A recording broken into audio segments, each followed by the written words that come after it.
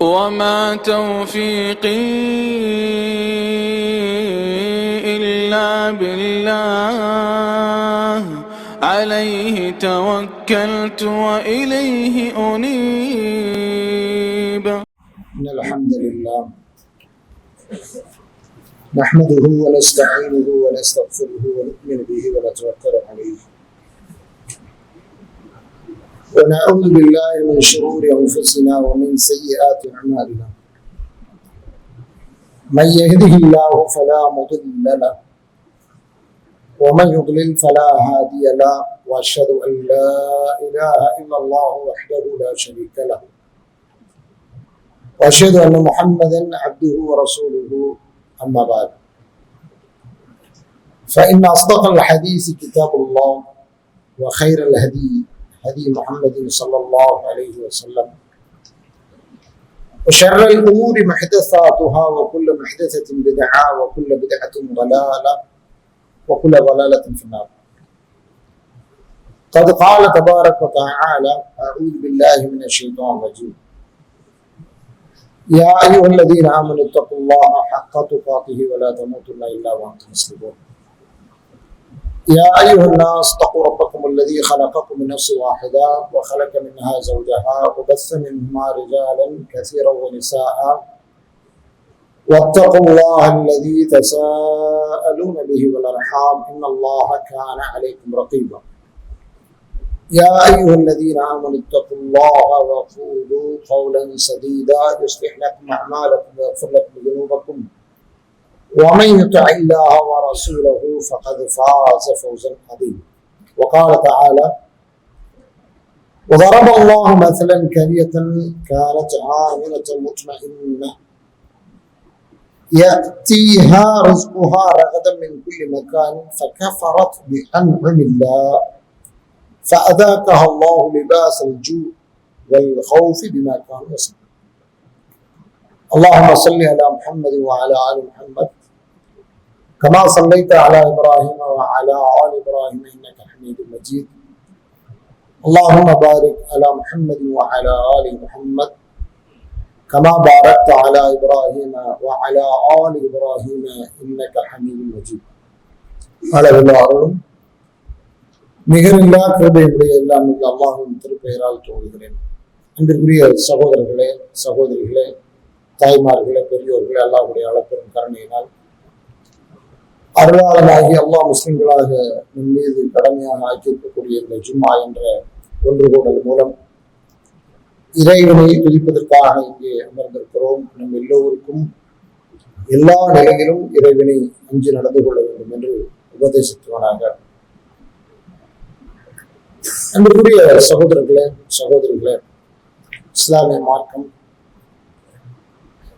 அடிப்படையாக இறை நம்பிக்கை சார்ந்த கொள்கையை வலுவாக இந்த சமுதாயத்திற்கு பிரச்சாரம் செய்து அந்த பிரச்சாரத்தின் ஊடாக இந்த மார்க்கத்தை முறையாக ஏற்று வாழக்கூடிய மக்களுக்கு காலம் முழுக்க கொள்கையிலே வாழ்வதற்கு என்ன வழிமுறைகள் உண்டோ அது அத்தனை ஏற்பாடுகளையும் செய்து வைத்திருக்கக்கூடிய ஒரு மார்க்கம் இஸ்லாமிய மார்க்கம். இந்த மார்க்கத்துடைய அடித்தளம், இந்த மார்க்கத்துடைய பேசிக் ஸ்ட்ரக்சர் முழுக்க முழுக்க ஏதோ சில சம்பிரதாயங்களையோ சடங்குகளையோ சார்ந்தில்லாமல் முழுக்க முழுக்க ஒரு கொள்கை, ஒரு நம்பிக்கை, ஒரு அக்கீதா என்ற வட்டத்தோடு கட்டமைக்கப்பட்டிருக்கக்கூடிய மார்க்கம் இஸ்லாமிய மார்க்கம். இஸ்லாம் என்ற இந்த மார்க்கம் இந்த உலகத்திலே இவ்வளவு அழுத்தமாக நிலை பெறுவதற்கான மிக முக்கியமான காரணமும் அந்த கொள்கை பிடிப்புத்தான். யாரெல்லாம் அந்த கொள்கையை சரியாக விளங்கி கொண்டார்களோ, அதை தன்னளவிலே உள்ளத்தால் ஏற்றுக்கொண்டார்களோ, அதை வாழ்க்கையிலே வெளிக்காட்டக்கூடியவர்களாக மாறினார்களோ அவர்கள் என்றளவிலும் மூமின்களாகவே நிலைப்பார்கள். யாருக்கு அதில் சந்தேகமோ பிறழ்வோ சூழ்நிலைக்கு தகுந்தாற் போல் தங்களுடைய நம்பிக்கைகளை மாற்றக்கூடிய நிலைமை இருக்குமோ அவர்கள் இந்த கொள்கையில் நிலைக்க முடியாது. அதுதான் இந்த கொள்கையினுடைய, இந்த மார்க்கத்துடைய விசேஷம். அந்த விதத்துல இந்த மார்க்கத்துடைய கொள்கையை சரியாக விளங்கிக் கொண்டால், இந்த மார்க்கம் எந்த அடிப்படை கொள்கை மீது கட்டமைக்கப்பட்டிருக்கிறதோ அந்த கட்டமைப்பை ஒரு மனிதன் விளங்கிக் கொண்டால் அவருடைய சிந்தனை, செயல்பாடு, எண்ணம், இறுதி முடிவு என்பது எல்லாமும் சரியாக அமைந்து. அதனால்தான் அல்லாஹ்வுடைய தூதர் ஆரம்ப காலம் எப்பொழுது ரிசாலத்தை இந்த சமுதாயத்திற்கு சொல்ல தூங்கினார்களோ அந்த ஆரம்ப காலம் தொட்டு அன்னையின் மடியில் தன் தலை சாய்த்து தன்னுடைய இன்னுயிரை ஈர்க்கும் பொழுது வரையிலும் இந்த கொள்கை பிரகடனமாக எதெல்லாம் இருக்குமோ அதனை திரும்ப திரும்ப இந்த சமுதாயத்திற்கு சொல்லிக் கொண்டே இருந்தார். இதை நாம் சரியாக உள்வாங்கிக் கொண்டால், சரியாக நம்முடைய நம்பிக்கையில் அழுத்தமாக உள்ளேற்றிக் கொண்டால் நாம ஒரு காலமும் நம்பிக்கையிலிருந்து என்ன செய்ய மாட்டோம், பின்வாங்க மாட்டோம். ஷைத்தான் நம்மை காவு கொள்ள முடியாத அளவிற்கு நாம் பாதுகாப்பான ஒரு வலைக்குள் இருந்து கொள்ளும். அதுல ஒன்று இறைவனுடைய பண்புகள், இறைவனுடைய ஆளுமைகள், இறைவனுடைய தன்மைகள், இறைமைக்கே உரியது என்று இறைவன் சொன்ன அம்சங்கள். அது வேற யாருக்கும் இல்லைன்னு நம்புறோம். அவன் தான் செய்ய முடியும், அவன் அல்லாத வேற யாரும் செய்ய முடியாது, அவன் அல்லாத வேறு யாராலையும் அதை நிகழ்த்த முடியாது என்ற அழுத்தமான நம்பிக்கை. எல்லா அம்பியாக்களும் இந்த நம்பிக்கைக்குள் தான் தன்னுடைய வாழ்க்கையை முன்மாதிரியான வாழ்க்கையாக அமைத்துக் கொண்டார்கள். இன்று நமக்கு இருக்கிற பெரிய சோதனையும் அதான், நமக்கு முன்னால் இருக்கக்கூடிய பெரிய சோதனையும் அதுதான். என்ன? நம்பிக்கை என்பது சரியாக உள்வாங்கப்பட்டு செறிவூட்டப்பட்டு அது நம்முடைய ஆழ் மனதில் அழுத்தமாக பதியும் என்றால் நம்முடைய செயல்பாடுகள் அனைத்தும் அந்த நம்பிக்கையை மெய்ப்படுத்தக்கூடியதாகவே இருக்கும். நம்பிக்கை என்பது சரியாக அமரவில்லை என்றால் நம்முடைய செயல்பாடுகள் எல்லாவற்றிலும் கண்டிப்பாக காலம் போக போக தளர்வுகள் வந்து கொண்டே இருக்கும். அதை நாம் இப்பொழுது கண்கூடாக கண்டு கொண்டிருக்கிறோம். இதில் நானும் விதிவிலக்கல்ல, நீங்களும் விதிவிலக்கல்ல. யாரைய பத்தி பேசுறோம் நினைச்சிடாதீங்க, யாரையோ பத்தி பேசுறோம் அப்படின்னு நினைச்சிடாதீங்க. நம்மில் ஒவ்வொருவரையும் நாம் சுய மதிப்பீடு செய்வதற்காகத்தான் இந்த செய்தியை நான் உங்களுக்கு சொல்கிறேன். அல்லாஹ் ரப்பல் ஆலமீன் கொள்கையை அடிப்படையாக கொண்ட இந்த மார்க்கத்தில அதனுடைய மூல ஆதாரமாக இருக்கக்கூடிய குர்ஆனில சில வசனங்களில போற போக்கில சில செய்திகளை சொல்லி செல்கிறார். முழு கொள்கையையும் பேசிய குர்ஆன் அந்த கொள்கையில் ஒரு சில அம்சங்களை ரொம்ப அழகாக இந்த சமுதாயம் விளங்கும்படியாக தொட்டு செல்கிறது. அதில் ஒரு அத்தியாயம் தான் குரைஷ் என்றோ அல்லது ஈலாஃப் என்று அறியப்பட்ட ஒரு அத்தியாயம். ஒரு அத்தியாயம். இந்த அத்தியாயத்தை இடையில் ஒரு பிஸ்மில்லா போட்டதனால் அதற்கு முந்தைய அத்தியாயமாகிய ஃபீலுக்கும் இதற்கும் மத்தியில ஒரு சின்ன பிரிவு இல்லை என்றால் இரண்டும் ஒன்றோடொன்று கலந்தது என்று ஒரு மக்கள் சொல்கிறார். ஃபீலும் குரைஷும் ஒன்றுதான், அதை தழுவியதால் இதனுடைய வசனங்கள் வந்திருக்கிறது. இது மக்கத்து வாசிகளை குறைஷிகளை குறித்து பேசக்கூடிய அத்தியாயங்களில் மிக முக்கியமானது என்று சொல்கிறார். இன்னைக்கு குறைஷிய பேசாம இஸ்லாம் பேச முடியாது, குறைஷ பேசாம இஸ்லாம பேச முடியாது. ஏன்னா இன்னைக்கு நம்ம கையில இருக்கக்கூடிய குரான் இருக்கு இல்லையா, இதனுடைய எழுத்து வடிவு வட்டார வழக்கு சொல்லாட்சி இருக்கு இல்லையா, இது முழுக்க முழுக்க குறைஷியோடு. அரபுகள்கிட்ட பல வட்டார வழக்குகளும் பல அரபு சொல்லாடல்களும் இது இருக்கு. ஆனா அதெல்லாம் எடுக்கப்படாம கடைசியா எடுக்கப்பட்டு இன்னைக்கு நம்ம கையில இருக்கக்கூடிய குரான் யாருடையதுதான்? குறைஷிகள். ஏன்னா நபிஸல்லல்லாஹு யாரு? குறைஷி. அவர் கூட இந்த அபூபக்கர், உமர், உஸ்மான், அலி ரலியல்லாஹு அன்ஹும் அஜ்மஈன் எல்லாரும் குறைஷி. இந்த சமுதாயத்துல இஸ்லாமை நிறுத்தி தூக்கி நடைமுறைப்படுத்துறவங்க எல்லாரும் முதல்ல குறைஷி. சோ அவர்கள் இல்லாமல் பேச முடியாது என்ற அளவிற்கு அவர்களுக்கு ஒரு முக்கியமான இடம் இருக்கு. அந்த இடத்துல தான் அல்லாஹ் ரப்பல் ஆலமீன் ஒரு அத்தியாயத்தையே இறக்கி வச்சு ஃபீல்ல நபிகள் நாயகம் ஸல்லல்லாஹு அலைஹி வஸல்லம் அவங்களுக்கு முன்னால நடந்த நிகழ்வையும் நபிகள் நாயகம் ஸல்லல்லாஹு அலைஹி வஸல்லம் அவருடைய சமகாலத்துல வந்த நிகழ்வை குறித்தும் அந்த குறைஷ் என்ற அத்தியாயத்தில பேசுகிறார். குறைஷ் என்ன பேசுகிறது தெரியுமா?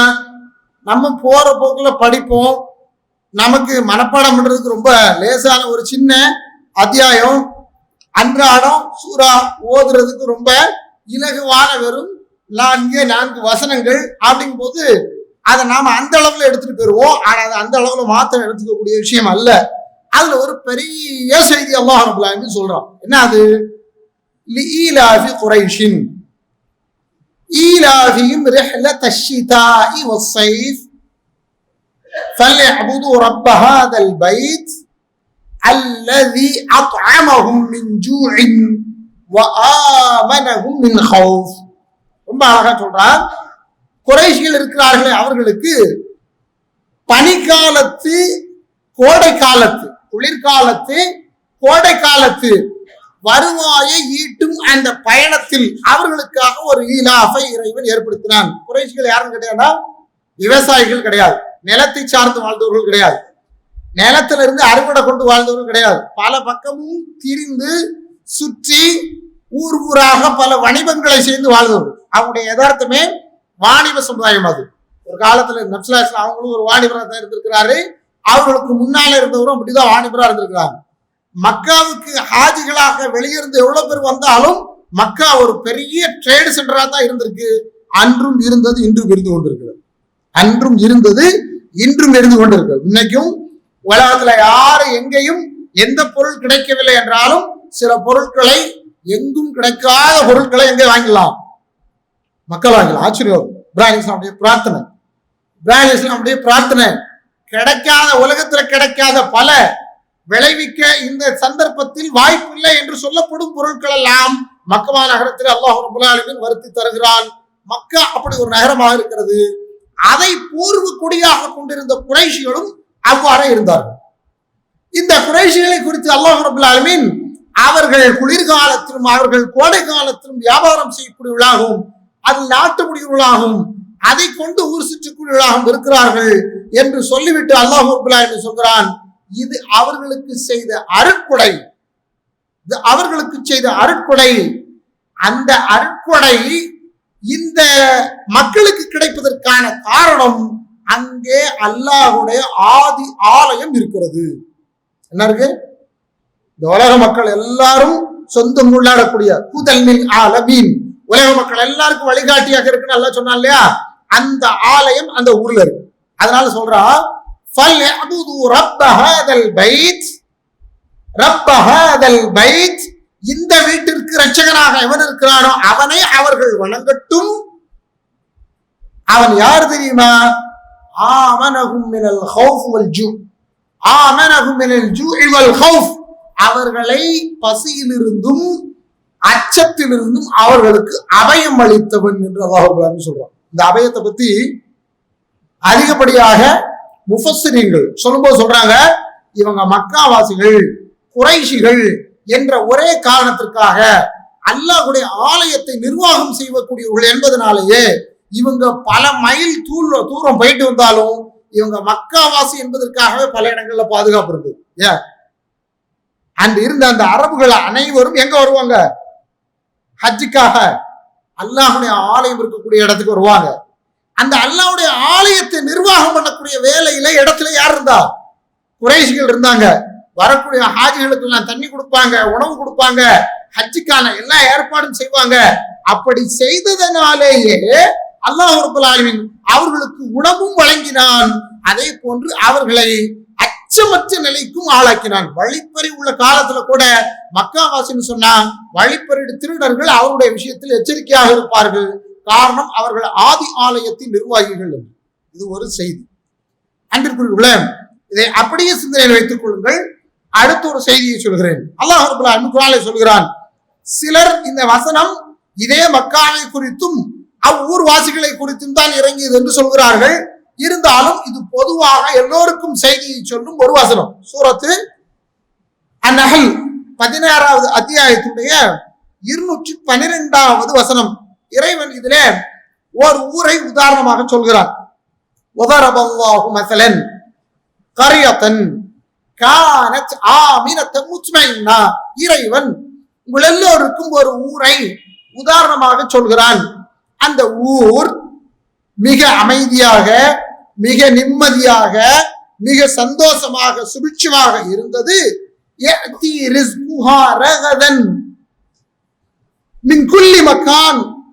அந்த ஊர் வாசிகளுக்கு உலகத்தின் எல்லா புறத்திலிருந்தும் அவர்களுக்குரிய வாழ்வாதாரம் வந்து கொண்டே இருந்தது.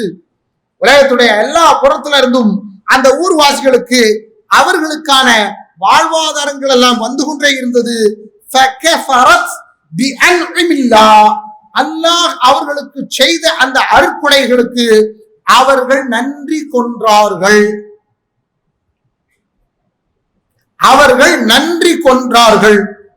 ஒரு ஊர்ல நிம்மதியா அமைதியா சுபிட்சமா நமக்கு வேண்டிய சாப்பாடுகள், நமக்கு வேண்டிய காற்று, நமக்கு வேண்டிய உணவு, நமக்கு வேண்டிய உறைவிடம் எல்லா சகல சௌகரியம் அமைந்த பிறகு அல்லாஹ் தந்த அருட்கொடைகளுக்கு அவர்கள் நன்றி கொன்றார்கள். அப்படி நன்றி கொன்றதுனால் அல்லாஹ் என்ன செய்தான் தெரியுமா? அந்த ஊர்வாசிகளை அல்லாஹ் சுவைக்க செய்தான். லிபாசல் ஜூஇ வல் ஹௌஃப். முதல்ல சொன்ன அதே ஜூ அதே ஹௌஃப். சூரத் குரைஷ்ல அல்லாஹ் ரப்பல் ஆலமீன் எந்த ஜூஇலிருந்து, எந்த பயத்திலிருந்து, எந்த பசியிலிருந்து இறைவன் உங்களுக்கு பாதுகாப்பையும் உணவையும் தந்தான் என்று சொன்னானோ அதே அல்லாஹ் ரப்பல் ஆலமீன் சொல்கிறான், நல்லா நிம்மதியா இருந்தவங்களுக்கு எல்லா வசதியும் இருந்தது. ஆனா அவங்களுக்கு அல்லாஹ் ரப்பல் ஆலமீன் அல்லாஹு லிபாஸல் ஜூஇ வல் ஹௌஃப், அச்சம் என்ற ஆடையையும் பசி என்ற ஆடையையும் அல்லாஹ் அவர்களுக்கு அனுபவித்து அவர்களை அணிய செய்தான். ஏன் தெரியுமா? பிமா கானு யஸ்னஊன், அவர்கள் செய்து கொண்டிருந்த தீவினை காரணமாக. அதே நிலைமை அந்த மக்காவாசிகளுக்கும் வந்தது. அதனால ஒரு சிலர் அது மக்காவாசிகளுக்குரியதுன்னு சொல்றாங்க. ஆனாலும் அது அல்லாது உலகத்துல எந்த ஊருக்கும் இந்த வசனத்தை பொருத்தி பார்க்க முடியும்.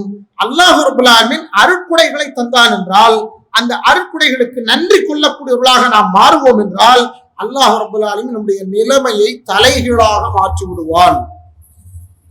இன்னைக்கு எங்க பார்த்தாலும் பிரச்சனை, எங்க பார்த்தாலும் சிக்கல், எங்க பார்த்தாலும் புக்கல் குடுங்கல், எங்க பார்த்தாலும் நாளைய நிலை நமக்கு எப்படி இருக்குமோ என்ற நிலை தெரியும் தானே உங்களுக்கு?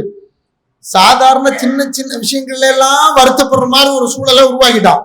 40 நாள் வாங்கின சரக்க 41வது நாள் வச்சிருந்தா டாக்ஸ்னு புதுசா சட்டம் கொண்டு வரலாம். பதறான். நம்மளாம் என்ன செய்யணும்? வச்சிருந்த சரக்க நான் என்ன செய்ய? விற்கலன்னா என்னடா செய்ய முடியும்? இதுக்கு மாதிரி டாக்ஸ் கட்ட முடியும் அப்படின்னு சோத்துல அடிக்கிறதுக்கான வழி வரைக்கும் என்ன செஞ்சிருக்கு, நடந்துகிட்டு இருக்கு, நடக்கும். சுற்றுச்சூழல் நடந்து கொண்டே இருக்கும். அன்றைக்குரியவர்களா இது ஒரு சின்ன உதாரணம்.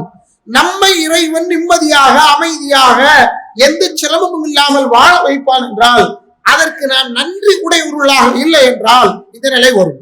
ஆனால் இது அல்ல செய்தி. செய்தி என்ன தெரியுமா? நன்றாக கவனிக்க வேண்டும். இறைவன் இந்த சமுதாயத்திற்கு சோதனைக்குரியதாக அந்த இரண்டையும் ஆக்கி இருக்கிறான். மனித சமுதாயத்திற்கு அல்லாஹ் ரப்பல் ஆலமீன் வச்சிருக்கக்கூடிய பெரிய பிடிகளில் 2 பிடி, ஒன்று பசி, இன்னொன்று பயம். ஒன்று பசி, இன்னொன்று பயம். இந்த 2 யாருடைய கையில இருக்குன்னா அல்லாஹ்வுடைய கையில மட்டும்தான் இருக்கு, எவன் கையில இல்ல. மனசுல வைக்கணும் நீங்க. இத இன்னொரு வசனம் மையப்படுத்துது பாருங்க. சூரத்து பக்ரால அல்லாஹ் ரப்பல் ஆலமீன் சொல்லி காட்டுகிறான், லனப்லுவன்னகும் பிஷைஇம் மினல் ஹௌஃபி வல் ஜூஅ். முதல்ல சொன்ன 2 வசனங்களையும் ஜூவையும் ஹௌஃபையும் முற்படுத்தி, ஜூ பசி, இரண்டாவது ஹௌஃப் என்று பிற்படுத்தி சொன்ன இறைவன் இங்கே முற்படுத்தும் பொழுதே முதலிலே சொல்கிறான், லனப்லுவன்னகும் பிஷைஇம் மினல் ஹௌஃபி வல் ஜூஇ வனக்ஸிம் மினல் அம்வாலி வல் அன்ஃபுஸி வஸ்ஸமராத்தி வபஷ்ஷிரி ஸாபிரீன். ரொம்ப தெளிவான வசனம். ஹவுஃப், அச்சம், அல்லாஹ் தஆலா யாருக்கும் கொள்ளக்கூடாது. இது இபாதத்துல மிக முக்கியமானது. இந்த மார்க்கம் அதன் மீதுதான் கட்டமைக்கப்பட்டிருக்கிறது. மார்க்கம் அந்த அக்கீதால தான் கட்டமைக்கப்பட்டிருக்கு. யாரை பயப்படக்கூடாது? எவனை பயப்படக்கூடாது? அல்லாஹ்வை தவிர எவனையும் பயப்படக்கூடாது. மனசுல அழுத்தமாக்க வேண்டிய நம்பிக்கை. எவ்வளவு பேர், எவ்வளவு விஷயங்கள் எல்லாம் திரண்டு இருந்தது. ஒன்னே ஒண்ணு, அல்லான்னு சொல்லும்போது அத்தனை விட்டுரும். அல்லான்னு சொல்லும்போது விட்டுரும் இல்லையா? வரலாறுல நம்ம பார்க்கிறோம், கண்ணு முன்னால சாவு வரும் பொழுது, கண்ணு முன்னால இறப்பு இருக்கும் பொழுது யாருக்கும் ஒரு திடுக்கம் வரும், யாருக்கும் ஒரு அச்சம் வரும் இல்லையா? ஒரு போருக்கு போயிட்டு வராங்க. திரும்பி வாராங்க. ஒரு இடத்துல எல்லாரும் பேசுறாங்க, எல்லாரும் இளைப்பாறுகிறார்கள். நாயகமும் தன் மேனியில் இருந்த அந்த வாளை கழட்டி அங்க இருந்த ஒரு மரத்துல தொங்க விட்டுட்டு இளைப்பாறுகிறார்கள். திடீர்னு அங்க வந்த ஒரு ஆள், எல்லாரும் இளைப்பாடுறாங்க அமைதியா, எல்லாம் நிசப்தமா. கொஞ்ச நேரம் தூங்கி இருக்கு நேரம், போருக்கு போயிட்டு வந்து தூங்குற நேரம் எப்படி இருக்கும்?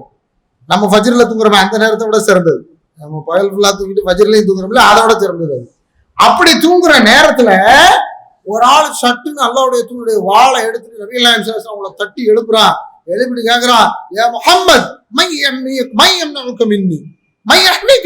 இப்ப சொல்லு, உன்னை என்ன இடத்துல இருந்து யார் காப்பாற்ற முடியும்னு கேட்கிறான். வாள் எடுத்து சத்தமா சொன்னாங்க, அல்லாஹ். ஒரே வாள், அல்லாஹ். வாழ் கீழே விழுந்துருச்சு. நபிஸல்லல்லாஹு சொன்ன இந்த வார்த்தையில வாழ் கீழே விழுந்துருச்சு. சட்டுன்னு நபிஸல்லல்லாஹு சுதாரிச்சு கையில வாள் எடுத்துட்டு திரும்ப கேட்காங்க, இப்ப என்ன என்கிட்ட இருந்து உன்னை யாரை காப்பாற்ற முடியும்? இப்ப இடத்துல இருந்து உன்னை யார் காப்பாற்ற முடியும் நபிஸல்லல்லாஹு கேட்டாங்க. அல்லாஹ்வுடைய தூதருக்கு இருந்தது ஈமான். அந்த மனுஷன் சொன்னா, அல்லாஹ்வுடைய தூதரே முஹம்மதே எனக்கு உயிர்ப்பிச்சு தாங்கன்னு கேட்டான். ரெண்டுக்கு வித்தியாசம். இது ஈமான். இது அதே மாதிரி சாப்பாடு இருக்கு இல்லையா, உணவு. இந்த உணவு இந்த உடலுக்கு தரப்பட்ட மிகப்பெரியதொரு பிணி, நோய், நீங்கா நோய். இதை யாராலையும் நீங்க முடியாது. பாருங்க, உடம்பு ரொம்ப டேமேஜ் ஆயிடுச்சு, கொண்டு போய் ஆஸ்பத்திரியில சேர்க்கிறோம். அவர் உயிர் வாழ்றதுக்காக முதல்ல ஒரு வேலை செய்வான். என்ன செய்வோம்? என்ன செஞ்சாலும் செய்யணும், முதல்ல என்ன இதை குத்திடுவான், குளுக்கோஸை குத்திடுவான். முதல்ல என்ன குத்திடுவான்? குளுக்கோஸை குத்திடுவான். மத்தெல்லாம் அப்புறம் பேசிக்கிடுவோம். முதல்ல அவனை உயிரோட வைக்கிறதுக்கு இல்லைங்க, அவன் மூச்சையை விட முடியாத நிலையில இருக்கிறான்னா முதல்ல என்ன செய்வான்? ஒரு காலத்துல அதுக்கு சிலிண்டர் தான் வேணும். இப்ப ஆஸ்பத்திரியில மாஷா அல்லாஹ் எல்லா பெட்டுக்கு பக்கத்துல என்ன இருக்கு? அதுக்கான எல்லா வசதியும் இருக்கு. எங்கேயோ ஒரு இடத்துல இருந்து அது வரிசையா வந்து உங்க மூக்கு வரைக்கும் வந்துருக்கிற அளவுக்கு வந்துருச்சு. குறிப்பா கொரோனா வந்த பிறகு பெரிய பிரச்சனையானதே தான் மூச்சு திணறல் என்பதனால் எல்லா மருத்துவமனைகளும் நவீனப்படுத்த விடுது. ஆனா ஒரு விஷயம் மட்டும் உறுதியாகும், என்ன? பசி என்பது ஒரு பிணி. அந்த பிணி நீங்கவே நீங்காது. மனிதர்கள் இறைவன் முன்னால் சரணாகதி அடைவதற்கான பெரிய காரணமாக இறைவன் வைத்திருக்கக்கூடிய ஒன்றுமே இதுதான். அச்சமும் பசியும் தாங்க. மனசுல நல்லா வச்சுக்கோங்க. இந்த ரெண்டு முழுக்க யாருடைய கையில இருக்குன்னு ஒரு முஸ்லீம் நம்பணும்னா யார் கையில தான் இருக்கு? யாருடைய கையில தான் இருக்கு? அல்லாஹ் சொல்லிட்டான். நான் உங்களுக்கு 3 இடங்கள்ல இருந்து ஆதாரங்களை தந்திருக்கேன். சூரத் குரைஷ்ல சொல்லியிருக்கேன். அடுத்து சூரத்து அந்நஹல்ல 112வது வசனம் சொல்றேன். சூரத்து பக்ரால சொல்றேன், உன்னை நான் சோதிக்கிறதுக்கு பெரிய ஆயுதமாக கையில வச்சிருக்கக்கூடிய ஒன்று உன்னை அச்சப்படுத்துவதும் பின்னர் உன்னை பசியில் ஆழ்த்துவதும் என்று அல்லாஹ் சொல்லலாம். இந்த ரெண்டு அல்லாஹ்வை தவிர வேறு யாராலையும் செய்ய முடியாது. சரி, எனக்கு பசி எடுக்க வைக்க உங்களால முடியுமா? உங்களுக்கு பசி எடுக்க வைக்க நான் முடியுமா? நம்ம சில நேரம் ஒருத்தர் எதையோ காட்டி அச்சப்படுத்துறோம். ஒவ்வொருத்தருக்கும் அச்ச நிலை என்பது வித்தியாசப்படும். ஒருத்தருக்கு பள்ளியை பார்த்தாலே பயமா இருக்கும், பூரான பார்த்தாலே பயமா இருக்கும். நம்ம வீட்டுல உள்ள பொம்பளை பிள்ளைகளுக்கு சாதாரணமா 8 கால் பூச்சியை பார்த்தாலே பயமா இருக்கும் இல்லையா? அது பயத்துடைய அளவு. நமக்கு 8 கால் பூச்சியை தூக்கி அப்படி தூரம் போடுறோம். பூரான சாதாரணமா கையில மதிக்கிறோம். தேலை பிடிச்சி தூரம் போடுறவங்களும் இருக்கிறாங்க இல்லையா? தேலை பிடிச்சி தூரம் போடுவாங்க. நல்ல பாம்பை நம்ம கையாலே பிடிச்சி அதை ஹேண்டில் பண்ண ஆளுகளும் நம்ம ஜமாத்துல இங்கே கண்ணு முன்னாலே இருக்காங்க. நல்ல பாம்பை ஹேண்டில் பண்ண இருக்காங்க. காலில பாம்புல கொட்டு வாங்கிட்டு அந்த பாம்பை அங்கனையே மிதிச்சு கையோட எடுத்துட்டு வந்து ஆஸ்பத்திரிக்கு கொண்டு போன சகோதரர்கள் நம்ம சகோதரர்கள் இருக்காங்க. ஸோ அது ஒவ்வொருத்தருடைய அந்த அந்த அந்த அச்ச நிலை வித்தியாசப்படும். ஆனா இது அத்தனைக்கு மேல உள்ள ஒரு அச்சம் இருக்கும் என்றால் யாரை பற்றி அச்சம்? அல்லாஹ்வை பற்றி அச்சம். இந்த அச்ச நிலை இருக்கு இல்லையா, இது காணாத இறைவன் பார்க்கல, அவனை பத்தி கேள்விப்பட்டிருக்கோம், அவனை பத்தி படிச்சிருக்கோம், அவனை பத்தி அல்லாஹ்வுடைய சொல்லியிருக்கிறாங்க. நாம் நம்பிக்கையால் அவனை உணர்கிறோம். ஆனால் அவனை பற்றி ஒரு பயம் நம்மை ஆளும் என்றால் அந்த பயத்தை கொண்டு இறைவன் நம்மை நிர்வாகம் செய்கிறான், ஆளுகிறான். இத ஒருத்தரால நீக்க முடியும் என்று சொன்னால் அன்பிற்குரியவர்களை விளங்கிக் கொள்ளுங்கள், அது இணை வைப்பு. அது என்னது? இணை வைப்பு. அல்லாஹ்வை தவிர வேறு யாராலும் அதை நீக்க முடியாது என்று சரணாகதி அடைவதுதான் கொள்கையினுடைய யதார்த்தம். இதை உடைய சிந்தனையில் அழுத்தமாக பதிவு வைத்துக் கொள்ளுங்கள். பாரக்கல்லாஹு லி வ லக்கும் ஃபில் குர்ஆனில் அஸீம் ونفعني وإياكم بذكر الحكيم. أقول ما تسمعون أستغفر الله لي ولكم ولسائر المسلمين فاستغفروه من كل ذنب إنه هو الغفور الرحيم.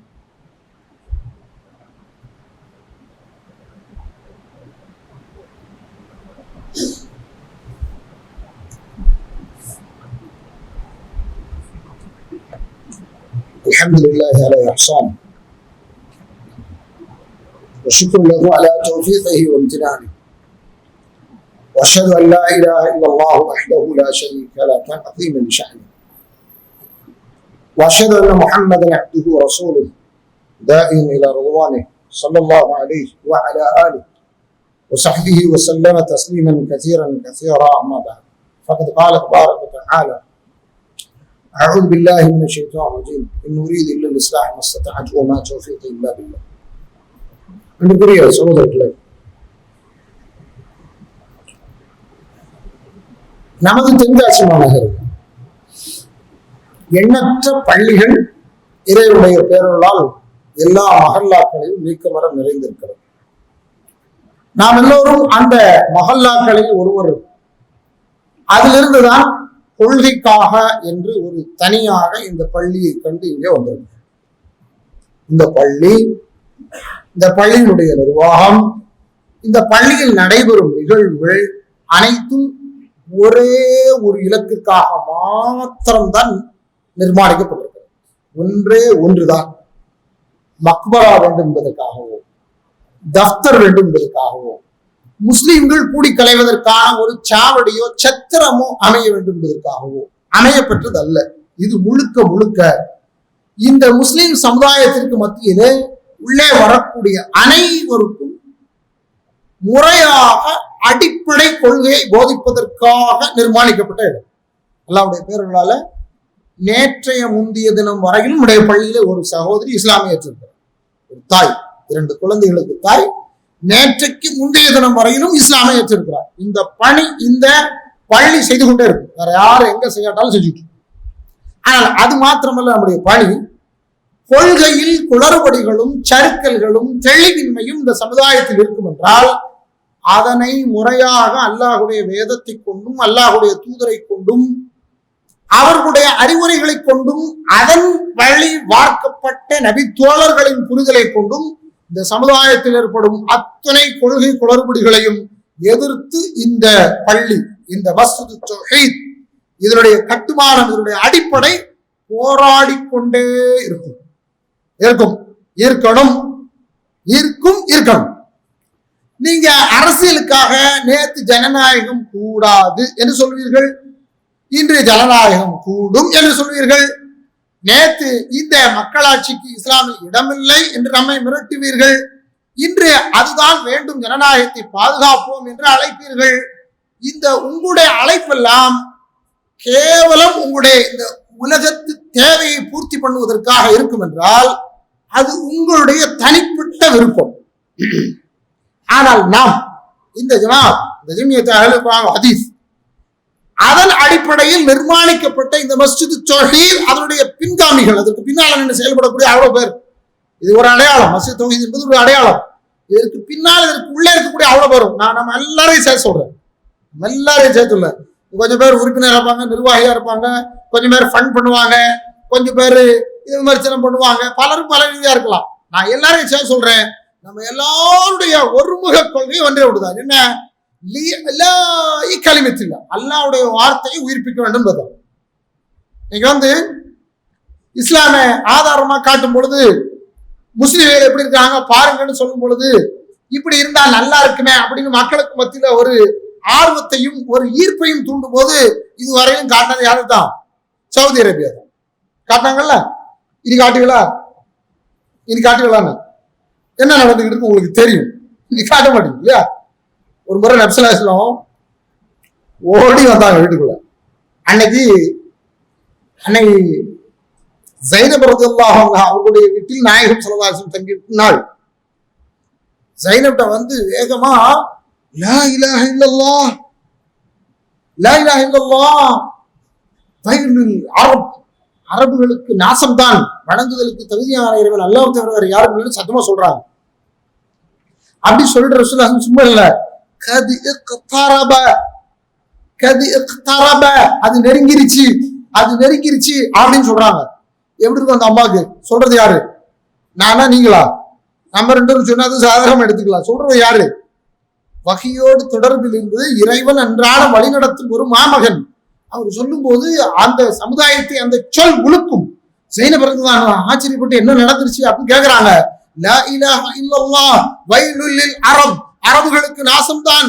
லா இலாஹ இல்லல்லாஹ் கத் இக்தரப், அது நெருங்கி விட்டது. கத் இக்தரப் என்று நபிகள் நாயகம் ஸல்லல்லாஹு அலைஹி வஸல்லம் சொல்றாங்க. அப்படி சொல்லிட்டு நபிகள் நாயகம் ஸல்லல்லாஹு அலைஹி வஸல்லம் சொல்றாங்க, ஃபத்ஹல் யௌம மிர் ரத்மி யஅஜூஜ வ மஅஜூஜ்,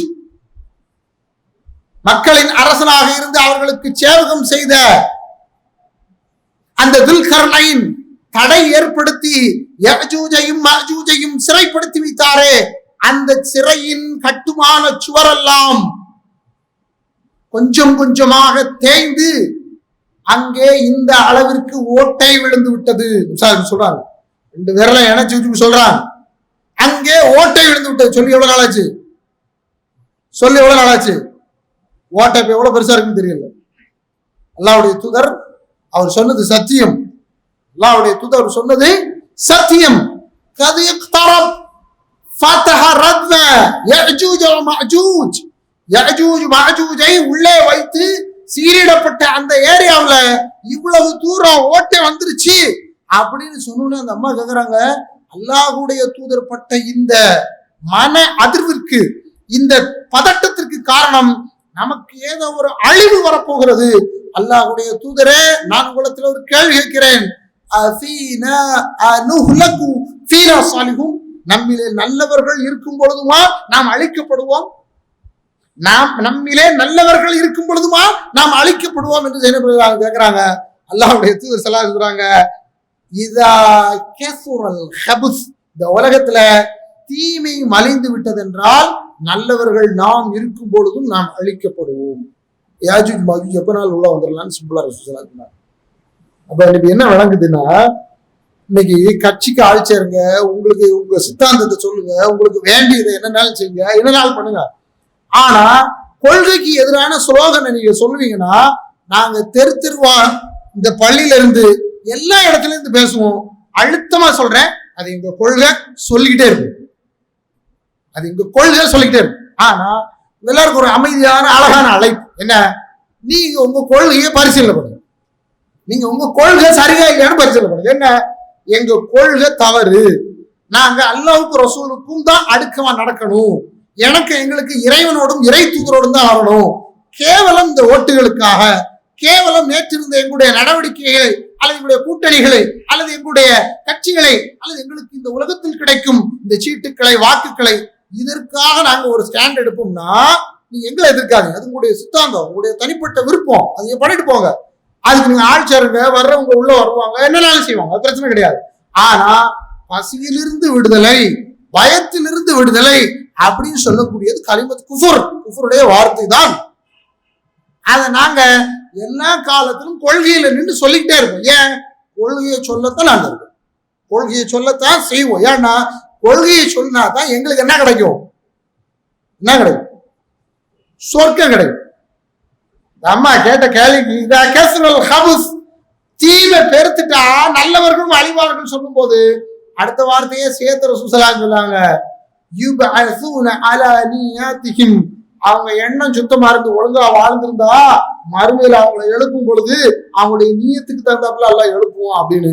எங்களுடைய நீயத்து சாலிஹா இருக்கணும்னு நினைக்கிறோம். எங்களுடைய நீயத்து என்ன? இந்த கொள்கை தான் சரியானது, இதுலதான் வாழ்வோம், இதெல்லாம் சார். நாங்க உங்களுக்கு வைக்கக்கூடிய அழைப்பு, இவ்வளவு பேசக்கூடிய நீங்க இஸ்லாம் சொல்லக்கூடிய அரசியல பேச முடியுமா? இஸ்லாம் ஒரு அரசியல சொல்லு, அது பள்ளி சார்ந்த அரசியல், அது சமூகம் சார்ந்த அரசியல், அது இந்த முழு மனித சமுதாயத்தையும் இறைவன் அல்லாத கண்டவைகளுக்கு முன்னால் கைகட்டி சாஸ்தாங்கமாக விழும் என்சான் கிடையிலிருந்து காப்பாற்றி இறைவனுக்கு முன்னால் மாத்திரமே நெத்தியை மண்டியிட செய்யும் கொள்கை. உங்களால் அதை செய்ய முடியுமா? நாங்க செய்யறோம், செஞ்சுக்கிட்டு நாங்க செய்யறோம், செஞ்சுக்கிட்டு செய்வோம். ஏன்னா எங்களுக்கு முடிவு எதுல தான்? அதுலதான். இப்ப இதுல நீங்க நாங்க யாரு, நாங்க என்ன செய்வோம் அப்படின்னு யாரும் சொல்ல வேண்டாம். ஏன்னா அப்படிலாம் சொல்றாங்க, போன் பண்ணி யார் தெரியுமா அப்படின்னு சொல்றாங்க. ஒரே ஒரு வாசகத்தை மட்டும் சொல்லுவாங்க, அல்லாஹ் இன்னொரு இது இல்ல இஸ்லாம் இல்ல. எல்லா அம்பியாக்களும் சொன்னது. குறிப்பா அல்லாஹ் சூரத்து ஹூத்ல பதிவு செய்யற அந்த வசனத்தை, நாங்கள் நாடுவது இந்த சமுதாயத்தில் சீர்திருத்தத்தை தவிர வேற ஒன்றும் இல்லை. சீரழிவா இந்த ஜமாத்துல ஒருத்தர் நடந்தானா தூக்கி வெளியே வைப்போம், எங்களால முடிஞ்சதை தான். அவனை தூக்கி நீங்க கொண்டாடுங்கன்னா அதுக்கு நாங்க பொறுப்பாக முடியும். அவனை தூக்கி நீங்க கொண்டாடுவீங்கன்னா அதுக்கு நாங்க பொறுப்பாக முடியாது. என்ன, அவனை திருத்துறதுக்கு ஒரு வழி, அவ்வளவுதான். அவனே கொள்கையில இருக்கிறான் என்றால் அவனுக்கு ஜனாசா தொழுகை வைக்க போறது யாருதான்? நாங்க தான். ஏன்னா அவன் கொள்கையில இருக்கிறான். லா இலாஹ இல்லல்லாஹ்ல இறந்தவன், ஷிர்க் செய்யாத ஒருத்தன், அவனுக்கு தொழுகை நடத்த போறது அதான். ஏன்னா அது கூட அக்கீதா, அது கூட கொள்கை. அவனுடைய கொள்கையில இறந்தா அவனுக்கு ஜனாசா தொழுகை போறது தான். தவறு செய்தான் என்பதற்காக அவன் அவசியமான உலகில் சார்ந்த குற்ற நடவடிக்கைகளுக்கு ஆளாக்கப்படுவானே தவிர கொள்கையில் இல்லாதவன் என்று சொல்லப்பட மாட்டான். கொள்கையில் இருக்கக்கூடியவனை எந்நேரமும் கொள்கைவாதிகளாகவே பார்ப்போம். ஏனென்றால் இந்த உலகத்தில் செய்யும் எப்பேற்பட்ட பாவமாக இருந்தாலும் லா இலாஹ இல்லல்லாஹ் என்ற ஒற்றை வார்த்தை இணை வைக்காத ஒரு மனிதனாக அவன் இருப்பான் என்றால் இஸ்லாம் யஹ்திமு மா கான கப்லஹு, அவன் முன்னால செஞ்ச அத்தனை பாவத்தையும் இடிச்சிட்டு அந்த லா இலாஹ இல்லல்லாஹ் அவனை காப்பாற்றக்கூடியதா. அந்த ஒன்றுக்காக நாங்கள் எங்களுடைய உயிரையும் கொடுப்போம். இது நம்முடைய கொள்கை பிரகடனம். அதுல உங்க எல்லாரும் சேர்த்து சொல்றேன். நான் 2005 சவுதி அரேபியாவில் பணியாற்றிக் கொண்டிருக்கக்கூடிய காலம் ஒரு விடுப்பிற்காக வந்திருந்தேன். 2 மாத விடுப்பில் இங்க இருந்தவன் இதே போன்று ஒரு கூட்டம் ஜிஹாதை தவறாக இந்த சமுதாயத்திற்கு மத்தியிலே பிரச்சாரம் செய்கிறது. நான் இந்த பழைய பள்ளி, இந்த 3 சென்டுக்குள்ள இருந்த இந்த பழைய பள்ளியில இந்த மெம்பர்ல இருந்து உரையாற்றுகிறேன். நீங்கள் சொல்லும் விளக்கம் தவறு, நீங்கள் மக்களை மடைமாற்றுகிறீர்கள், இஸ்லாம் சொன்ன அடிப்படைக்கு விரோதமானது என்று. இப்போ யார் ஜனநாயகத்தை காப்போம் சொல்லுவாங்களோ அதே ஆட்கள் அன்னைக்கு ஜனநாயகம் இல்லை என்று சொல்லுவார்கள். உங்களுடைய பழைய வடிவம் வெளியே நம்மளை தனியா கூப்பிட்டு இப்படி பேசியிருந்தீங்கன்னா நடக்குது வேற. என்ன நடக்கும்? இல்ல பசங்கள்லாம் ரொம்ப தீவிரமா இருக்காங்க, உங்களை என்னன்னாலும் செய்வாங்க, கொன்றுவாங்களான்னு கேட்டு கொன்றுவாங்களா? உங்களால அதை மட்டும் செய்யணும்னாச்சு ஒன்றும் பிரச்சனை. அல்ஹம்துலில்லாஹ், அதனாலதான் நமக்கு ஷஹாதத்து கிடைக்கும்னா ரொம்ப சந்தோஷம். ஏன், ஒரு முனாஃபிக்குடைய கையில கொலை செய்யப்படுறதுனால ஒன்றும் பிரச்சனை கிடையாது. ஒரு முஸ்லீமுடைய கையில தான் செய்யப்படக்கூடாது, கொலை செய்யப்படக்கூடாது. என்ன, நீங்க த்ரெட்டன் பண்றீங்க, மிரட்டுறீங்க, நாங்க அதனால கொள்கையை சொல்ல மாட்டோம். கொள்கையை சொல்றதுக்கு தான் அந்த பள்ளி, கொள்கையை சொல்றதுக்கு தான் அந்த அமைப்பு. இருக்கக்கூடிய அவ்வளவு பேர் கொள்கைக்காகத்தான். அது எங்களுடைய இறுதி முடிவு அதுல இருக்கும் என்றால் அதுக்காக சொல்லுவோம். உங்க அரசியல் ஆதாயங்கள் எதற்காகவும் நீங்கள் எப்படியும் சொல்ல வேண்டும் என்றால் அது உங்களுடைய தனிப்பட்ட விருப்பம். ஆனா நம்முடைய அன்பான அழைப்பு உங்களுடைய அந்த கலிமத்து குஃபர், அந்த கலிமத்து ஷிர்க் இதெல்லாம் விட்டு என்ன செய்யுங்க, நேரா இஸ்லாமுக்கு வாங்க. இஸ்லாம் நிச்சயமாக இந்த உலகத்திலே நமக்கு அபயத்தின் நிம்மதியும் அல்லாஹ் ரப்பல் ஆலமீன் தந்த வாக்குறுதியின்படி தரும்.